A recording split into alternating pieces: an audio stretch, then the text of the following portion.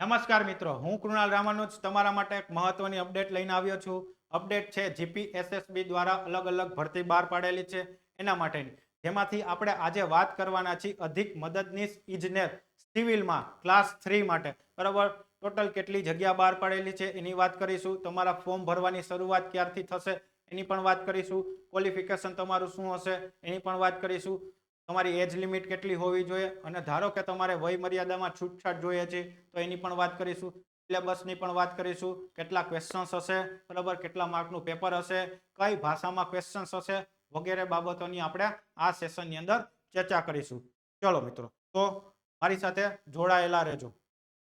ખાસ મિત્રો, મેસેજ ઈ છે કે આ ભરતી છે ફક્ત ને ફક્ત દિવ્યાંગ ઉમેદવારો માટે જ બહાર પાડેલી છે. તમે જો દિવ્યાંગ ઉમેદવાર નથી તો તમારા માટે આ ભરતી નથી. બરાબર, એટલે દિવ્યાંગ ઉમેદવારો માટે જ આ ભરતી છે. ઓકે, ભરતીનું નામ છે અધિક મદદનીશ ઇજનેર સિવિલ ક્લાસ 3. ટોટલ સંખ્યા કેટલી છે જગ્યાની? 48 જગ્યા માટે ભરતી બહાર પાડવામાં આવેલી છે. બરાબર, અલગ અલગ કેટેગરીમાં અલગ અલગ વેકેન્સી છે. અલગ અલગ જિલ્લા પંચાયતમાં અલગ અલગ વેકેન્સી છે. જોઈએ છીએ એ પહેલા તમારે ફોર્મ ક્યાં ભરવાનું? તો કે ભાઈ ઓજસની વેબસાઇટમાં જઈ અને તમારે ફોર્મ ભરી દેવાનું. ફોર્મ ભરવાની શરૂઆત ક્યારથી થશે? તો કે ભાઈ 15 એપ્રિલ થી શરૂ થઈ જશે. ક્યારે? તો કે ભાઈ બપોરના 3 વાગ્યાથી. બરાબર, 3 વાગ્યાથી તમારે ફોર્મ ભરાવાના શરૂ થઈ જશે. અને ક્યાં સુધી ભરાશે? તો કે ભાઈ 15 મે સુધી તમારા ફોર્મ ભરાશે. બરાબર, એટલે કે ભાઈ તમને 1 મહિના જેટલો સમયગાળો મળશે. આ ઉપરાંત તમે ફોર્મ ભરો છો ત્યારે ઘણી બધી બાબતો તમારે ધ્યાનમાં રાખવાની, જેમ કે ફોટોગ્રાફ તમે અપલોડ કરો છો એની મેક્સિમમ સાઇઝ કેટલી હોવી જોઈએ, સિગ્નેચરની સાઇઝ કેટલી હોવી જોઈએ, વગેરે. બરાબર, ચલો. બીજું તો કે ભાઈ મેં તમને કીધું કે ભાઈ ટોટલ 48 જગ્યા માટે ભરતી બહાર પાડવામાં આવેલી છે. તો 48 માં એ કેટેગરી માટે, બી કેટેગરી, સી, ડી અને ઈ માટે કેટલી છે એની જોઈએ. તો કે ભાઈ અમદાવાદ જિલ્લા પંચાયતમાં ટોટલ 2 સંખ્યા છે, 2 જગ્યા છે અથવા 2 સંખ્યા છે. એમાં સી કેટેગરીમાં 1 જગ્યા છે અને ડી અને ઈ કેટેગરીમાં 1 જગ્યા છે. એ અને બી માં જો તમારો સમાવેશ થતો હોય તો તમારા માટે અમદાવાદ જિલ્લા પંચાયતમાં વેકેન્સી નથી. એવી રીતના બધાનું આપેલું છે. બરાબર, આ તમે જોઈ લેજો. ચલો, ટોટલ 48 જગ્યા છે. એ કેટેગરીના ઉમેદવારો માટે એક પણ જગ્યા નથી. બરાબર, બી માટે આપેલું છે, સી માટે આપેલું છે અને ડી અને ઈ માટે આપેલું છે.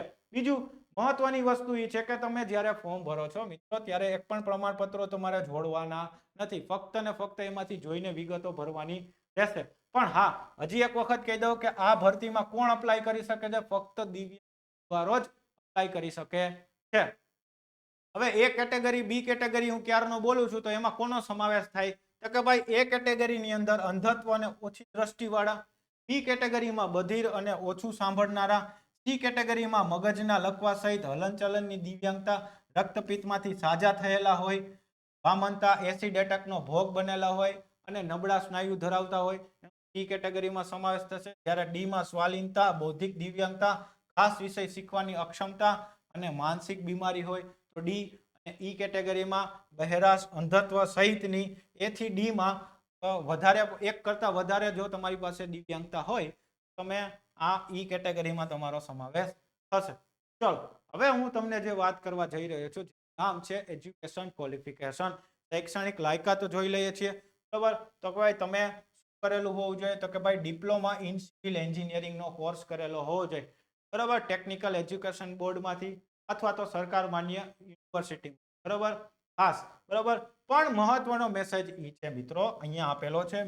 મહત્વનો મેસેજ ઈ છે કે તમે ડિપ્લોમા કર્યું, ડિપ્લોમા પછી ડિગ્રી એન્જિનિયર એટલે કે ભાઈ બેચલર ડિગ્રી કરેલું છે, બરાબર, D2D છો તમે, તો તમે આ પોસ્ટ માટે એલિજિબલ નથી. કરવા અહીંયા સ્પષ્ટ એને કહી દીધું છે કે ભાઈ provided that the candidate holding bachelor's degree in civil engineering shall not be eligible to applied. Okay, એનો મતલબ એવો થયો કે ભાઈ તમે ડિપ્લોમા કરીને ડિગ્રી કરી લીધું છે, તમારી પાસે bachelor degree in civil engineering તમારી પાસે છે, તો તમારી પાસે આ કોર્સ, આ સર્ટિફિકેટ હોવાના કારણે તમે એલિજિબલ નથી. સ્પષ્ટ કહી દીધું છે, માત્ર ને માત્ર ડિપ્લોમા હોલ્ડર્સ જ એલિજિબલ છે. બરાબર, બીજું આ સાથે તમે કઈ કઈ વસ્તુ ધરાવતા હોવા જોઈએ? તો કે ભાઈ તમારી પાસે બેઝિક નોલેજ હોવું જોઈએ કોમ્પ્યુટરનું. ઉપરાંત તમે લેંગ્વેજ જાણતા હોવા જોઈએ, ગુજરાતી અથવા હિન્દી અથવા બંને, બરાબર, એટલીસ્ટ તમે એક લેંગ્વેજ જાણતા હોવા જોઈએ. અને વય મર્યાદા તો કે ભાઈ 18 વર્ષથી 33 વર્ષ, મિનિમમ 18 વર્ષ, મેક્સિમમ 33 વર્ષ, બરાબર. હવે ધારો કે તમે વય મર્યાદાની જરૂર પડે છે, છૂટછાટની જરૂર પડે, તો એના વિશે માહિતી મેળવીએ. તો કે ભાઈ સામાન્ય કેટેગરીમાં પુરુષ ઉમેદવાર હોય તો 10 વર્ષની છૂટછાટ મળશે, પણ તમારી મેક્સિમમ એજ કેટલી? તો ભાઈ 45 વર્ષ સુધી જ તમને અલાઉડ કરશે. સામાન્ય કેટેગરીમાં મહિલા ઉમેદવાર હોય તો 15 વર્ષની છૂટછાટ, પણ મેક્સિમમ તમને 45 વર્ષ જ તમે એલિજિબલ થશો, 45 કરતા વધારે નહીં. અનામત કેટેગરીમાં પુરુષ ઉમેદવાર હોય તો 15 વર્ષ અને મેક્સિમમ 45 વર્ષ. અનામત કેટેગરીમાં મહિલા ઉમેદવાર હોય તો મેક્સિમમ 20 વર્ષની છૂટછાટ, પરંતુ મેક્સિમમ કેટલા? 45 વર્ષ જ. અને જો તમે માજી સૈનિક ઉમેદવાર હોય તો તમને પણ મેક્સિમમ 45 વર્ષની જ એજ લિમિટ લાગુ પડશે, બરાબર. ચલો હવે સિલેબસ જોઈ લે. તો કે ભાઈ ટોટલ તમારું 150 માર્કનું પેપર રહેશે અને ટાઈમ લિમિટ રહેશે 90 મિનિટ, બરાબર. એમાં કયા કયા સબ્જેક્ટ છે?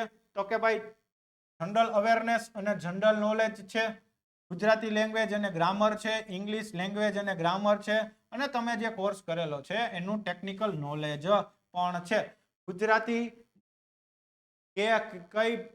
કયા સેક્શનમાં ગુજરાતીમાં ક્વેશ્ચન્સ આવશે, કેમાં ઇંગ્લિશમાં આવશે, એની ચર્ચા કરીએ. તો કે ભાઈ જનરલ અવેરનેસ અને જનરલ નોલેજમાં 35 માર્ક્સ હશે તમારે, અને ક્વેશ્ચન્સની લેંગ્વેજ કઈ હશે? ગુજરાતી હશે, બરાબર. ગુજરાતી લેંગ્વેજ અને ગ્રામર તો કે ભાઈ 20 માર્ક્સ હશે, અને ક્વેશ્ચન્સની લેંગ્વેજ શેમાં હશે? ગુજરાતીમાં હશે. ઇંગ્લિશ લેંગ્વેજ અને ગ્રામર હશે તો 20 માર્ક્સ છે, અને ક્વેશ્ચન્સની લેંગ્વેજ શેમાં છે? ઇંગ્લિશમાં છે. અને તમારું ટેકનિકલ નોલેજના ટોટલ 75 માર્ક્સ છે, અને ક્વેશ્ચન્સની લેંગ્વેજ શેમાં છે? છે. ખાસ ધ્યાન રાખજો, 150 માર્કનું પેપર છે, ટાઈમ લિમિટ 90 મિનિટની છે. ઓકે, જનરલ અવેરનેસ ને જીકે ના ક્વેશ્ચન્સ ક્યાંથી આવી શકે, કયા સબ્જેક્ટમાંથી આવી શકે, તો એનું આખું મેન્શન કરી દીધું છે, બરાબર. ચલો ટોટલ 11 અલગ અલગ વસ્તુ આપેલી છે. હા, પણ મહત્વનું એ છે કે તમારે MCQ એક્ઝામ રહેશે, બરાબર. ઓકે, આ ભરતી બાબતે તમારે બીજી કોઈ ઇન્ફોર્મેશન જોતી હોય, જેમ કે બેચ બાબતે, તો તમે આ કોન્ટેક્ટ નંબરનો કોન્ટેક્ટ કરી પૂછી શકો છો. કોન્ટેક્ટ નંબર છે 9429077607, બરાબર. આમાં તમે કોન્ટેક્ટ કરી લેજો ઓફિસ આવર્સની અંદર. ઓકે, તો મિત્રો આ મહત્વની અપડેટ હતી, બરાબર. તો હવે મને રજા આપો. જય હિન્દ, જય ભારત.